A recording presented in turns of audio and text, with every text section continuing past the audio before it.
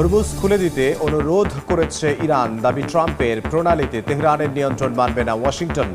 শত্রুকে যুদ্ধক্ষেত্রে জবাব দেওয়ার হুঁশিয়ারি আইআরজিসির। যুদ্ধবিরতির মধ্যেই লেবাননে ইসরায়েলি বর্বরতা, নিহত ৮, গাজায় আগ্রাসনে শিশুসহ ৫ জনের প্রাণহানি। নেতানিয়াহু প্রশাসনের বিরুদ্ধে পানির সরবরাহ বন্ধের অভিযোগ।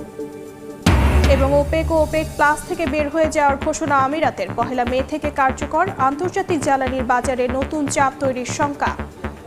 হরমুজ প্রণালী খুলে দিতে ইরান অনুরোধ করেছে বলে দাবি করেছেন মার্কিন প্রেসিডেন্ট ডোনাল্ড ট্রাম্প।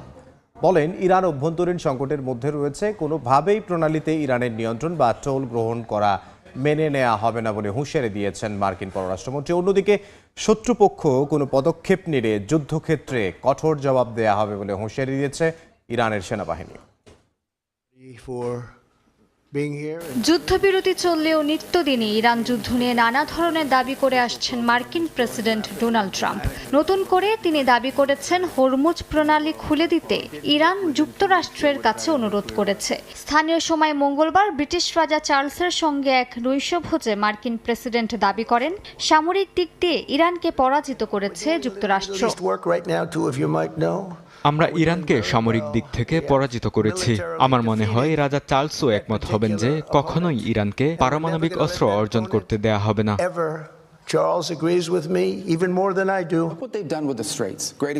যুক্তরাষ্ট্রের পররাষ্ট্রমন্ত্রী মার্কো রুবিও বলেছেন, হরমুজ প্রণালীকে ইরান অর্থনৈতিক অস্ত্র হিসেবে ব্যবহার করতে চায়। তিনি হুঁশিয়ারি দিয়ে বলেন, কোনোভাবেই এই আন্তর্জাতিক জলপথে নিয়ন্ত্রণ বা টোল নেওয়া মেনে নেওয়া হবে না। অন্যদিকে ইরানের সামরিক বাহিনীর মুখপাত্র বলেছেন, দেশটি এখনও যুদ্ধাবস্থায় রয়েছে। শত্রুপক্ষকে সতর্ক করে দিয়ে তিনি জানান, শত্রু যদি নতুন কোনো পদক্ষেপ নেয়ার দুঃসাহস দেখায়, তবে তাদের সম্পূর্ণ নতুন ধরনের সরঞ্জাম, পদ্ধতি ও রণক্ষেত্রে কঠিন জবাবের মুখোমুখি হতে হবে। মার্কিন গণমাধ্যমের তথ্যমতে ইরান মধ্যস্থতাকারীদের জানিয়েছে, চূড়ান্ত সিদ্ধান্তের আগে সর্বোচ্চ নেতার সঙ্গে পরামর্শ জরুরি। সংশোধিত প্রস্তাব উপস্থাপনের আগে তাদের কয়েকদিন সময় প্রয়োজন বলে জানিয়েছে তেহরান। গাজা সিটিতে একটি গাড়ির ওপর বিমান হামলায় অন্তত ৪ ফিলিস্তিনি নিহত হয়েছেন। একই দিন গাজার দক্ষিণাঞ্চলে ইসরায়েলি বাহিনীর গুলিতে ৯ বছর বয়সী এক শিশু নিহত হয়েছে। স্থানীয়দের দাবি, উপত্যকাটিতে এখন আর কোনো নিরাপদ জায়গা নেই। এদিকে পানি সরবরাহ বন্ধ করে ইসরায়েল গাজাবাসীকে শাস্তি দিচ্ছে বলে অভিযোগ করেছে আন্তর্জাতিক চিকিৎসা সংস্থা। উপত্যকার পরিস্থিতি ধীরে ধীরে আরও খারাপের দিকে যাচ্ছে বলে সতর্ক করেছে জাতিসংঘ। গাজার মর্গে ছোট্ট আদেলের নিথর দেহ জড়িয়ে বিলাপ করছে দুই ভাই। খেলার সঙ্গী বড় ভাইকে হারিয়ে চিৎকার করে সৃষ্টিকর্তার কাছে বিচার দিচ্ছে এই শিশুরা। পাশেই শোনা যায় অসহায় মায়ের আর্তনাদ। স্থানীয় সময় মঙ্গলবার গাজার দক্ষিণাঞ্চলের খান ইউনিসে জ্বালানি কাঠ সংগ্রহ করতে গিয়ে গুলিতে নিহত হয় ৯ বছরের আদেল আল নাজ্জার। হাসপাতাল কর্তৃপক্ষ জানায়, ইসরায়েলি নিয়ন্ত্রিত এলাকার কাছাকাছি তাকে লক্ষ্য করে গুলি চালানো হয়। পরিবারের খাবারের জন্য কাঠ জোগাড় করতে বের হওয়ায় হয়ে উঠল আদেলের শেষ যাত্রা।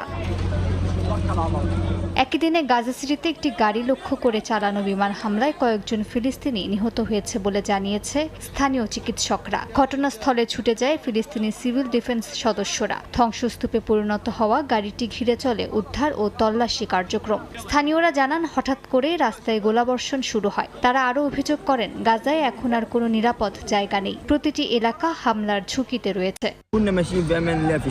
মুহূর্তের মধ্যেই এক সম্পূর্ণ নিরাপদ এলাকায় ইসরায়েলি হামলায় শহীদ ও আহত হন কয়েকজন বাসিন্দা। গাজার কোথাও কোনো নিরাপত্তা নেই। আজ আমরা খুব কঠিন সময় পার করছি। সবকিছুই বোমাবর্ষণে ধ্বংস ও বিধ্বস্ত হচ্ছে।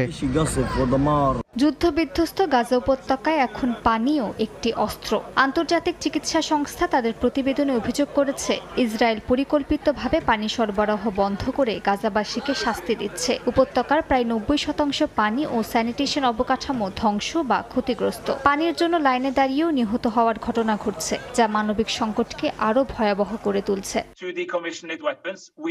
এদিকে জাতিসংঘ নিরাপত্তা পরিষদের সহকারী মহাসচিব খালেদ খিয়ারি সতর্ক করে বলেছেন, গাজার প্রায় পুরো জনসংখ্যা প্রায় ১৮ লাখ মানুষ বাস্তুচ্যুত হয়ে শরণার্থী শিবিরে বসবাস করছে। চলমান সংঘাত, বিধ্বস্ত অবকাঠামো আর জনস্বাস্থ্য ঝুঁকি পরিস্থিতিকে আরও জটিল করে তুলছে।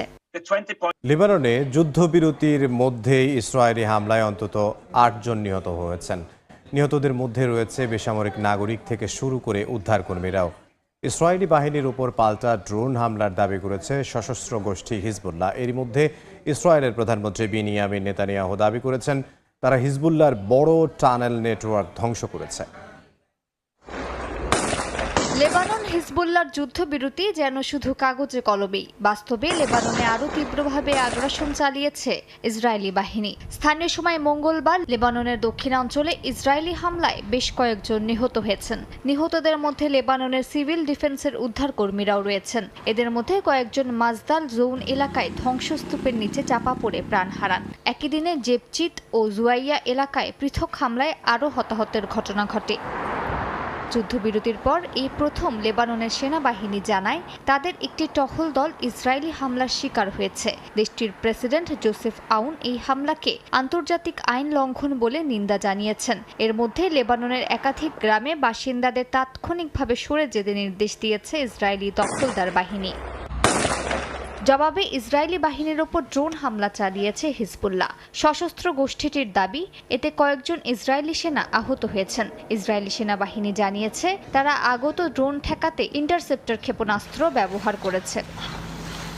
এর মধ্যে ইসরায়েলের প্রধানমন্ত্রী বিনিয়ামিন নেতানিয়াহু জানিয়েছেন প্রায় 1 দশক ধরে নির্মিত বিশাল হিজবুল্লাহ টানেল নেটওয়ার্ক ধ্বংস করা হয়েছে। প্রায় 2 কিলোমিটার দীর্ঘ এই টানেল ব্যবস্থায় ছিল আবাসন, রান্নাঘর ও অপারেশন কক্ষ। ইসরায়েল বলছে এটি ইরানের সহায়তায় তৈরি বৃহৎ সামরিক স্থাপনা, যা ধ্বংসের মাধ্যমে তারা হিজবুল্লাহর সক্ষমতায় বড় আঘাত হেনেছে। যুদ্ধ থামার আশা ছিল, তবে বাস্তবতা নির্মম। লেবাননের বাস্তুচ্যুত পরিবারগুলো এখনও ঘরহীন, ভবিষ্যৎহীন। রাজধানী বৈরুতের রাস্তায় তাঁবুতে রিবি খেরিস সহ বহু বাস্তুচ্যুত মানুষের দিন কাটছে হতাশায়। যুদ্ধের 2 মাস পরও তাদের জীবনের স্বস্তির কোনো আলো নেই। লেবাননের দক্ষিণাঞ্চলের খিয়াম শহর থেকে পালিয়ে যাওয়া রিবি খেরিস এখন বৈরুতের রাস্তায় তাঁবুতে বসবাস করছেন।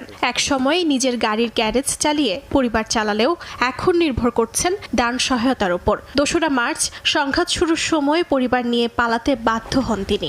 ঘরবাড়ি, সম্পদ সবকিছু ফেলে আসতে হয়েছে। 2024 সালের সংঘাতে তাদের বাড়িতে হামলার পর নিজের হাতে সন্তানদের ধ্বংসস্তূপ থেকে বের করেছিলেন ক্রেস। সেই স্মৃতি এখনো তাড়া করে তাকে। এক সন্তানের চোখ হারানোর মতো মর্মান্তিক অভিজ্ঞতা রয়েছে ক্রেসের পরিবারের। এটা খুবই কঠিন ছিল। ধ্বংসস্তূপের নিচ থেকে আমি নিজের হাতেই আমার সন্তানদের বের করে এনেছি। সেখানে কোনো অ্যাম্বুলেন্স ছিল না, রেড ক্রস ছিল না। আমি নিজেই তাদের ধ্বংসস্তূপ থেকে তুলে এনে চিকিৎসা করেছি, হাসপাতালে নিয়ে গেছি। যুক্তরাষ্ট্রের মধ্যস্থতায় যুদ্ধবিরতি হলেও লেবাননে ইসরায়েলের হামলা ও দক্ষিণাঞ্চলে সামরিক উপস্থিতি এখনও অব্যাহত।